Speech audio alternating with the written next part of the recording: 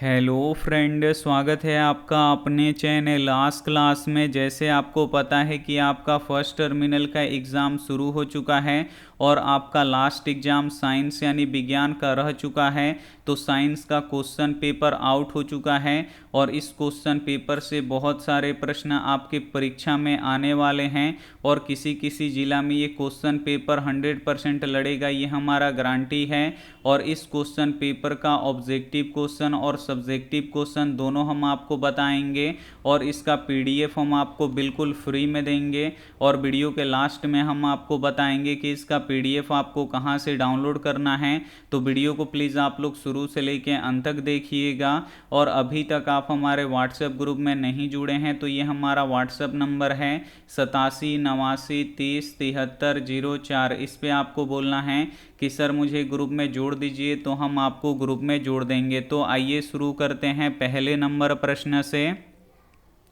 तो पहला नंबर प्रश्न है कि किसी दर्पण के सामने वस्तु को कहीं पर भी रखने पर वस्तु के बराबर आकार का सीधा प्रतिबिंब बनता है तो वह दर्पण होगा। काफ़ी महत्वपूर्ण प्रश्न है। यहाँ पे आपको बताना है कि किस दर्पण में बराबर और सीधा प्रतिबिंब बनता है। तो समतल दर्पण में बनता है। यहाँ पे सी वाला ऑप्शन बिल्कुल ही सही हो जाएगा। और उत्तल दर्पण में कैसा प्रतिबिंब बनता है तो छोटा बनता है, इसे आपको याद रखना है। और अवतल दर्पण में कैसा प्रतिबिंब बनता है तो बड़ा प्रतिबिंब बनता है, तो इसे भी साथ में आपको याद रखना है। आइए देखते हैं अगला प्रश्न।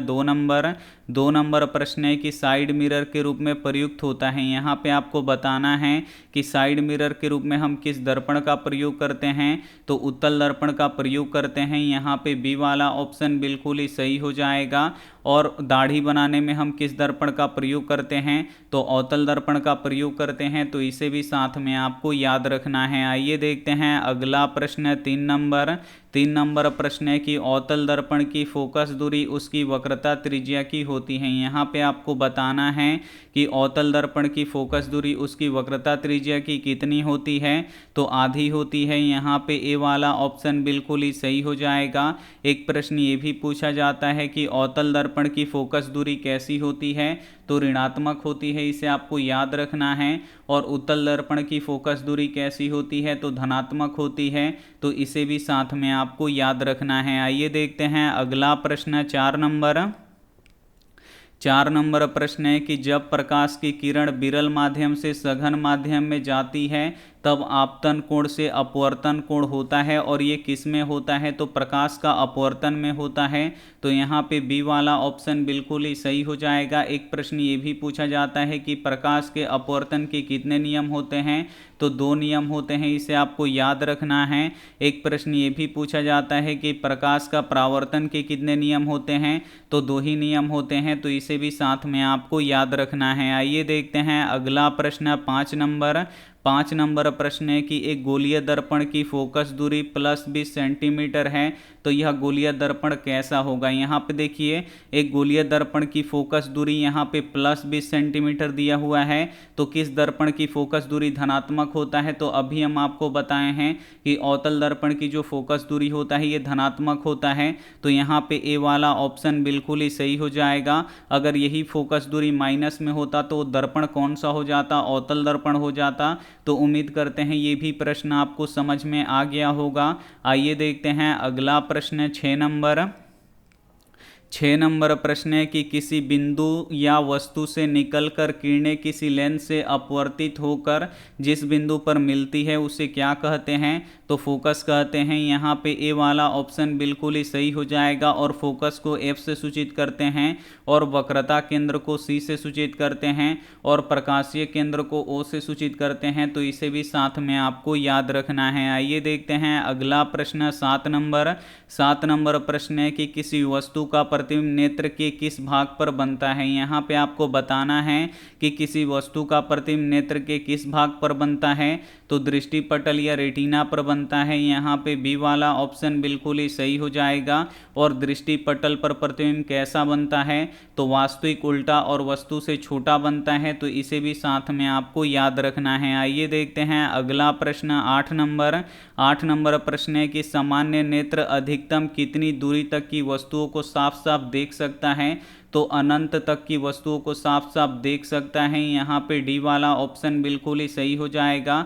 एक प्रश्न ये भी पूछा जाता है कि सामान्य नेत्र की निकटतम बिंदु कितनी होती है, तो 25 सेंटीमीटर होती है, तो इसे भी साथ में आपको याद रखना है। आइए देखते हैं अगला प्रश्न 9 नंबर प्रश्न है कि नेत्र लेंस की फोकस दूरी कम हो जाने से कौन सा दृष्टि दोष होता है। यहाँ पे आपको बताना है कि नेत्र लेंस की फोकस दूरी कम हो जाने से कौन सा दृष्टि दोष होता है, तो निकट दृष्टि दोष होता है। यहाँ पे ए वाला ऑप्शन बिल्कुल ही सही हो जाएगा। और निकट दृष्टि दोष को दूर करने के लिए किस लेंस का उपयोग करते हैं, तो अवतल लेंस का उपयोग करते हैं, इसे आपको याद रखना है।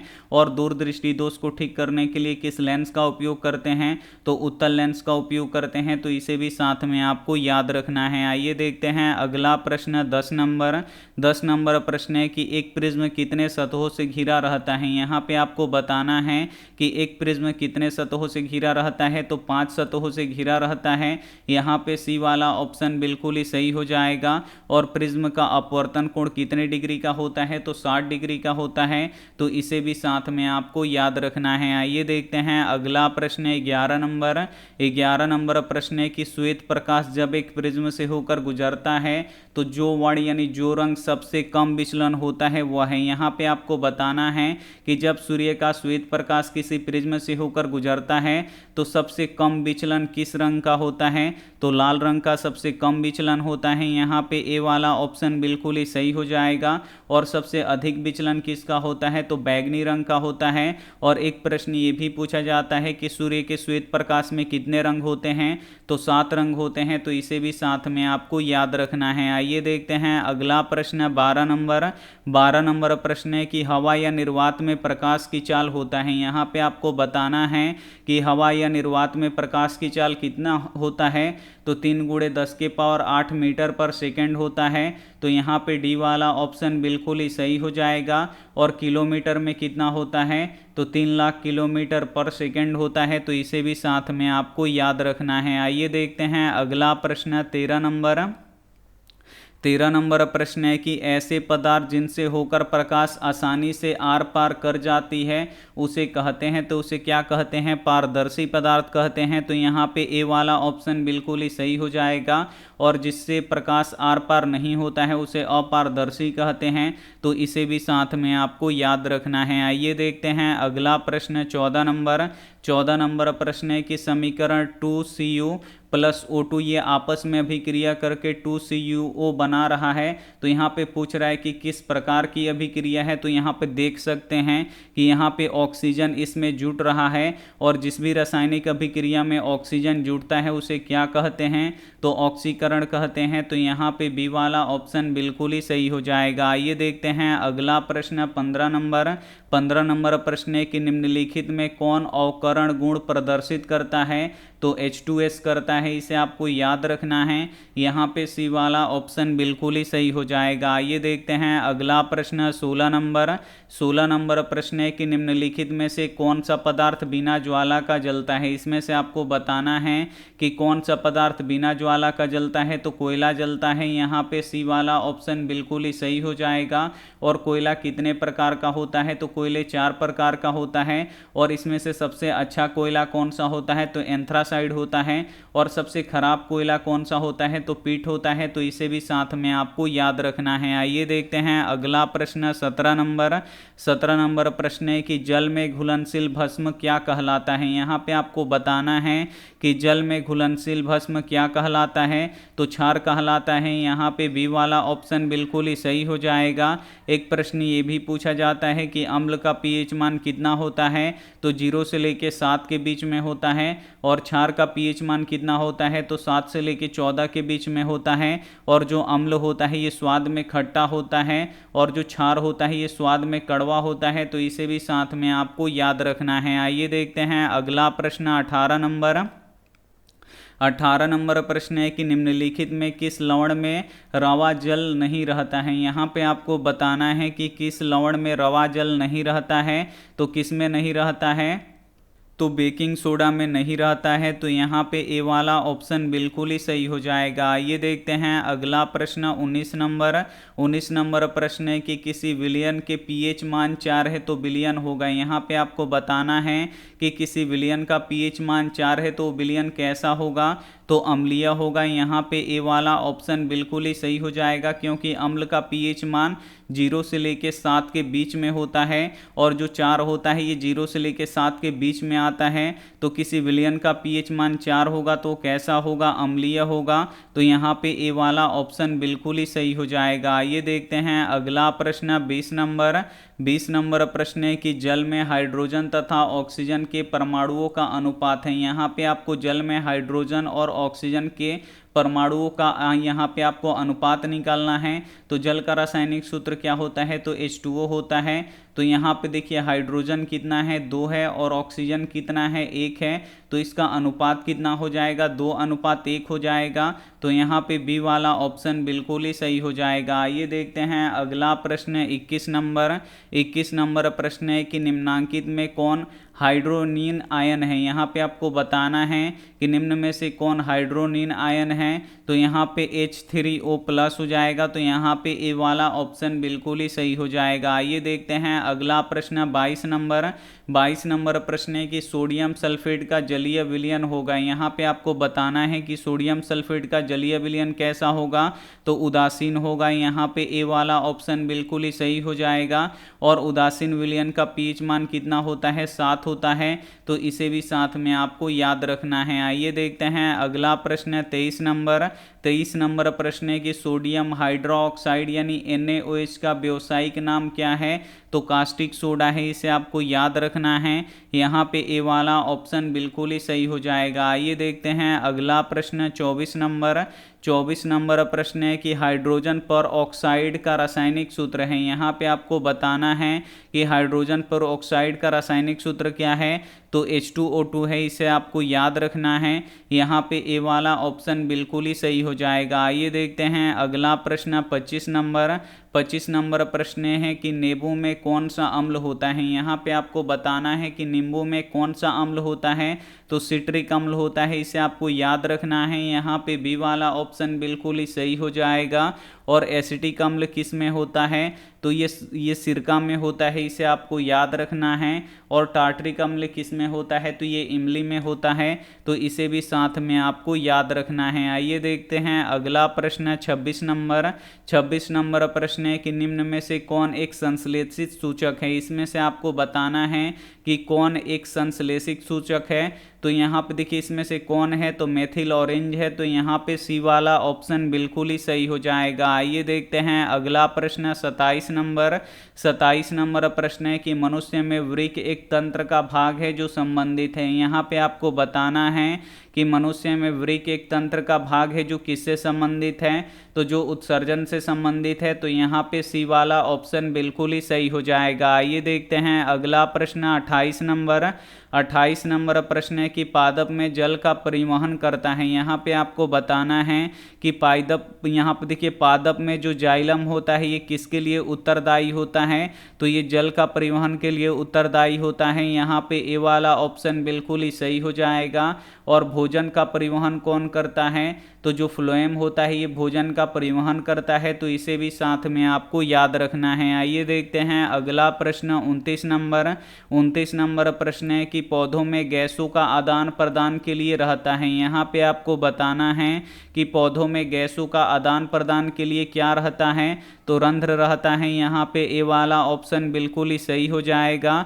और रंध्र कहाँ पे पाए जाते हैं, तो पेड़ पौधों की पत्तियों में पाए जाते हैं। तो इसे भी साथ में आपको याद रखना है। आइए देखते हैं अगला प्रश्न 30 नंबर प्रश्न है कि पौधों में खाद्य पदार्थ का स्थानांतरण किस रूप में होता है। यहाँ पे आपको बताना है कि पौधों में खाद्य पदार्थ का स्थानांतरण किस रूप में होता है, तो ग्लूकोज के रूप में होता है। इसे आपको याद रखना है। यहाँ पे सी वाला ऑप्शन बिल्कुल ही सही हो जाएगा। आइए देखते हैं अगला प्रश्न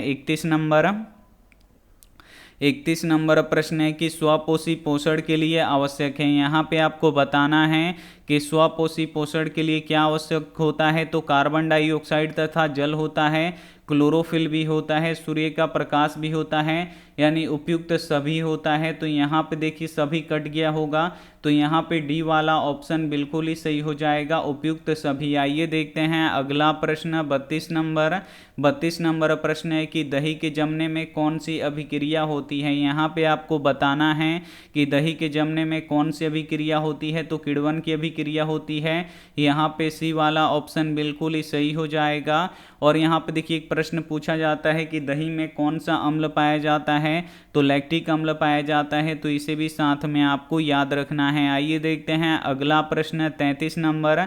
33 नंबर प्रश्न है कि रक्षी कोशिकाएं पाई जाती हैं। यहाँ पे आपको बताना है कि रक्षी कोशिकाएं कहाँ पाई जाती हैं, तो पत्तियों में पाई जाती हैं। यहाँ पे बी वाला ऑप्शन बिल्कुल ही सही हो जाएगा। एक प्रश्न ये भी पूछा जाता है कि पेड़ पौधों की पत्तियां हरा किसके कारण से होती हैं, तो क्लोरोफिल के कारण से होती हैं, तो इसे भी साथ में आपको याद रखना है। आइए देखते हैं अगला प्रश्न 34 नंबर।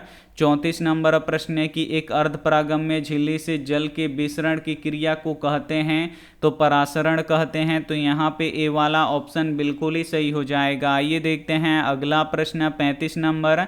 35 नंबर प्रश्न है कि मृत जीवी का उदाहरण है। इसमें से आपको बताना है कि कौन मृत जीवी का उदाहरण है, तो गोबर छत्ता है। यहाँ पे सी वाला ऑप्शन बिल्कुल ही सही हो जाएगा। आइए देखते हैं अगला प्रश्न 36 नंबर। 36 नंबर प्रश्न है कि मानव के हृदय में कोष्ठ होते हैं। यहाँ पे आपको बताना है कि मानव के हृदय में कितने कोष्ठ होते हैं, तो 4 कोष्ठ होते हैं। यहाँ पे सी वाला ऑप्शन बिल्कुल ही सही हो जाएगा। आइए देखते हैं अगला प्रश्न 37 नंबर। 37 नंबर प्रश्न है कि स्टेथोस्कोप द्वारा क्या मापा जाता है। यहाँ पे आपको बताना है कि स्टेथोस्कोप के द्वारा हम क्या मापते हैं, तो रक्तदाब यानी ब्लड प्रेशर को मापते हैं, तो यहाँ पे बी वाला ऑप्शन बिल्कुल ही सही हो जाएगा। 38 नंबर प्रश्न है कि निःश्वसन द्वारा निकलने वाली वायु में रहती है। यहाँ पे आपको बताना है कि निःश्वसन द्वारा निकलने वाली वायु में रहती है, तो क्या रहती है, तो कार्बन डाइऑक्साइड रहती है। यहाँ पे ए वाला ऑप्शन बिल्कुल ही सही हो जाएगा। और श्वसन में किस गैस का उपयोग करते हैं, तो ऑक्सीजन गैस का उपयोग करते हैं, तो इसे भी साथ में आपको याद रखना है। आइए देखते हैं अगला प्रश्न 39 नंबर। 39 नंबर प्रश्न है कि किसकी उपस्थिति के कारण रक्त लाल दिखाई देता है। यहाँ पे आपको बताना है कि किसकी उपस्थिति के कारण जो हमारा रक्त होता है, जो खून होता है, ये लाल दिखाई देता है, तो हीमोग्लोबिन के कारण से दिखाई देता है। यहाँ पे बी वाला ऑप्शन बिल्कुल ही सही हो जाएगा। और रक्त का पीएच मान कितना होता है, तो 7.4 होता है, इसे आपको याद रखना है। यहाँ पे 40 नंबर प्रश्न देखिए कि दो न्यूरॉनों के मध्य खाली स्थान को क्या कहते हैं, तो सिनेप्स कहते हैं। यहाँ पे बी वाला ऑप्शन बिल्कुल ही सही हो जाएगा। अब यहाँ पे देखिए आपका यहाँ पे सब्जेक्टिव क्वेश्चन आ गया, शॉर्ट क्वेश्चन आ गया। इसमें से देखिए किन्हीं 4 प्रश्नों का आपको क्या करना है, उत्तर देना है। यहाँ पे 6 प्रश्न पूछा गया है भौतिकी से, जिसमें से आपको 4 बनाना है। तो यहाँ पे पहला प्रश्न है कि वास्तविक एवं आभासी प्रतिबिंबों में क्या अंतर है, ये हम आपको पढ़ा चुके हैं। दूसरा क्वेश्चन है तारे क्यों टिमटिमाते हैं, इसको भी हम आपको पढ़ा चुके हैं। तीसरा प्रश्न है कि उत्तल लेंस को अभिसारी लेंस क्यों कहा जाता है, इसे भी हम आपको पढ़ा चुके हैं। कांच की आयताकार यहाँ पे झिल्ली में अपवर्तन के 2 किरणों का नामांकन चित्र आपको बनाना है। उसके बाद यहाँ पे देखिए ग्रह क्यों नहीं टिमटिमाते हैं, और उसके बाद यहाँ पे देखिए अपवर्तनांक क्या है समझावें, तो ये भी हम आपको पढ़ा चुके हैं। तो इसमें से आप लोग 4 बना सकते हैं। उसके बाद यहाँ पे देखिए केमिस्ट्री से पूछा गया है कि निम्नलिखित समीकरणों को संतुलित करें। यहाँ पे जो ये समीकरण दिया हुआ है इसको आपको संतुलित कर देना है। अगला क्वेश्चन यहाँ पे देखिए कि लोहे के वस्तुओं को हम पेंट करके क्यों रखते हैं। उसके बाद देखिए 2 खनिज अम्लों के नाम एवं सूत्र के साथ लिखे। उसके बाद यहाँ पे देखिए निम्नलिखित यौगिक के अणु सूत्र लिखे, इसका आपको अणु सूत्र लिखना है। उसके बाद यहाँ पे देखिए 11 नंबर प्रश्न है कि उदारीकरण अभिक्रिया क्या है, एक उदाहरण के साथ समझाएं। उसके बाद निम्नलिखित अभिक्रियाओं में उपचयित या अपचयित पदार्थों का पहचान करना है इसमें से। उसके बाद यहाँ पे बायोलॉजी से क्वेश्चन देखिए कि तंत्रिका उत्तक कैसी क्रिया करता है। उसके बाद देखिए जाइलम तथा फ्लोएम में पदार्थों के वहन में क्या अंतर है। उसके बाद देखिए स्वपोषी पोषण के लिए आवश्यक परिस्थितियां कौन सी हैं। उसके बाद यहाँ पे देखिए हमारे पेट, यहाँ पे देखिए हमारे आमाशय में अम्लों की भूमिका क्या है। उसके बाद उच्च संगठित पादप में वहन के तंत्र के घटक हैं। उसके बाद हमारे शरीर में हीमोग्लोबिन की कमी की से क्या परिणाम हो सकता है। उसके बाद यहाँ पे देखिए लॉन्ग क्वेश्चन यानी दीर्घ उत्तरीय प्रश्न है यहाँ पे 19-20 यहाँ पे आप लोग देख लीजिए। और यहाँ पे देखिए 21 नंबर, इसे आपको क्या करना है, सॉल्व कर देना है। तो पूरा आपको यहाँ पे 100 में से 100 नंबर मिल जाएगा। तो उम्मीद करते हैं ये आपको समझ में आ गया है। और चैनल को अभी तक आप सब्सक्राइब नहीं किए हैं तो चैनल को सब्सक्राइब करके साथ में बेल आइकन को ऑल पे दबा लीजिएगा। अब हम यहाँ पे आपको बताएंगे कि इसका पीडीएफ आप लोग कहाँ से डाउनलोड कर सकते हैं। तो सभी के फ़ोन में होता है क्रोम और गूगल, तो दोनों में से किसी एक को आपको ओपन कर लेना है, खोल लेना है। का क्रोम या गूगल ओपन हो जाएगा तो यहाँ पे देखिए एक सर्च बॉक्स दिखेगा, बस इसमें लिखना है आपको आस्क, उसके बाद CLASS यहाँ पे आपको लिख देना है आस्क क्लास। उसके बाद सर्च कर देना है। उसके बाद यहाँ पे देखिए लिखा हुआ आ जाएगा आस्क क्लास, तो बस इसी पे आपको क्लिक कर देना है। और जैसे ही आप लोग क्लिक कीजिएगा यहाँ से देखिए आप लोग टेस्ट लगा सकते हैं, यहाँ से पीडीएफ डाउनलोड कर सकते हैं। तो आइए एक बार हम आपको टेस्ट लगाना सिखा देते हैं कि कैसे आप लोग पढ़ाई का टेस्ट लगा सकते हैं। तो इस टेस्ट वाले बटन पे आपको क्लिक करना है और आपको यहाँ पे बहुत सारा टेस्ट दिख जाएगा। तो इसमें से आपको कौन सा टेस्ट देना है, तो यहाँ पे देखिए आपको सबसे ऊपर वाला टेस्ट देना है। और टेस्ट कब स्टार्ट होता है, तो रोज़ सुबह 7 बजे टेस्ट स्टार्ट हो जाता है। आप लोग रोज़ सुबह 7 बजे आके और नया नया टेस्ट बिल्कुल फ्री में आप लोग लगा सकते हैं, एक भी रुपया नहीं लगेगा। अब यहाँ पे आपको थोड़ा सा यहाँ पे नीचे आना है और यहाँ पे देखिए 1016 बच्चों ने ये टेस्ट दे दिए हैं। तो बस यहाँ पे देखिए स्टार्ट का बटन दिख रहा है, तो बस यहाँ पे आपको स्टार्ट वाले बटन पे क्लिक कीजिएगा तो यहाँ पे नाम पूछेगा। तो यहाँ पे आप लोग अपना नाम लिख दीजिएगा, उसके बाद नेक्स्ट कर दीजिएगा। तो यहाँ पे देखिए 20 टोटल टेस्ट में 20 क्वेश्चन है और ये पहला क्वेश्चन है। और इसमें से देखिए एक ही ऑप्शन सही है, अगर सही वाले पे टिक कीजिएगा तो आपका ग्रीन हो जाएगा, अगर आप लोग गलत कीजिएगा तो रेड हो जाएगा। उसके बाद साथ में आपको आंसर भी बताएगा। तो यहाँ पे देखिए पहला प्रश्न है कि रसखान किस प्रकार की रचना में सिद्ध थे, तो सवैया छंद में थे। तो यहाँ पे देखिए सही है, तो यहाँ पे ग्रीन हो गया। अब आपको अगला क्वेश्चन लाना है, तो आपको नेक्स्ट पे क्लिक करना है। तो यहाँ पे देखिए दूसरा नंबर क्वेश्चन आ गया, कितने वर्ष की उम्र में बिरजू महाराज नवाब साहब को पसंद आ गए थे। तो इसमें से आपको बताना है। अगर देखिए हम इसका गलत यहाँ पे आंसर टिक करते हैं तो देखिए गलत हो जाएगा और जो सही आंसर है वो आपको यहाँ पे बता देगा। तो ऐसे ऐसे आपको करके क्या करना है, टेस्ट दे लेना है। और जब आप लोग पूरा टेस्ट दे दीजिएगा तो आपका यहाँ पे रिजल्ट भी बता देगा कि आपका कितना सही हुआ और कौन कौन गलत हुआ। उसके बाद अगर आपको पीडीएफ डाउनलोड करना है तो यहाँ पे देखिए लिखा हुआ है डाउनलोड पीडीएफ, तो इस पर आपको क्लिक करना है। और जैसे ही क्लिक कीजिएगा तो यहाँ पे देखिए संस्कृत तक का हम यहाँ पे पीडीएफ दे दिए हैं। और ये जैसे ही क्लास ख़त्म होता है तो यहाँ पे देखिए आपका 31 जुलाई में यहाँ पे आएगा विज्ञान का, यहाँ पे लिखा रहेगा, यहाँ पे संस्कृत है तो यहाँ पे लिखा रहेगा Sanskrit first terminal question paper. या व्हाट्सएप ग्रुप में जुड़ जाइए, जब अपडेट होगा तो हम क्या करेंगे, भेज देंगे स्क्रीनशॉट, वहाँ से आप लोग डाउनलोड कर लेना है। बस यहाँ पे आप लोग डाउनलोड के बटन पे क्लिक कीजिएगा, पीडीएफ डाउनलोड हो जाएगा। तो यहाँ से आप लोग डाउनलोड कर सकते हैं। अगर आपको यहाँ पे क्वेश्चन पेपर पढ़ना है तो यहाँ पे देखिए, अगर आपको सभी विषयों का अगर क्वेश्चन बैंक पढ़ना है तो यहाँ पे आपको नीचे आना है। यहाँ पे देखिए matric class 10th question bank, यहाँ पे साइंस का question bank, Hindi, math, social science, Sanskrit सभी का यहाँ पे क्वेश्चन बैंक है, आप लोग पढ़ सकते हैं। अगर सब्जेक्टिव और ऑब्जेक्टिव पढ़ना चाहते हैं तो यहाँ से पढ़ सकते हैं। तो उम्मीद करते हैं ये क्लास आपको काफ़ी अच्छा लगा होगा। थैंक यू फॉर वॉचिंग, मिलते हैं अगली क्लास में, तब तक अपना ध्यान रखिए, मन लगा के पढ़ाई कीजिए। Take care and bye.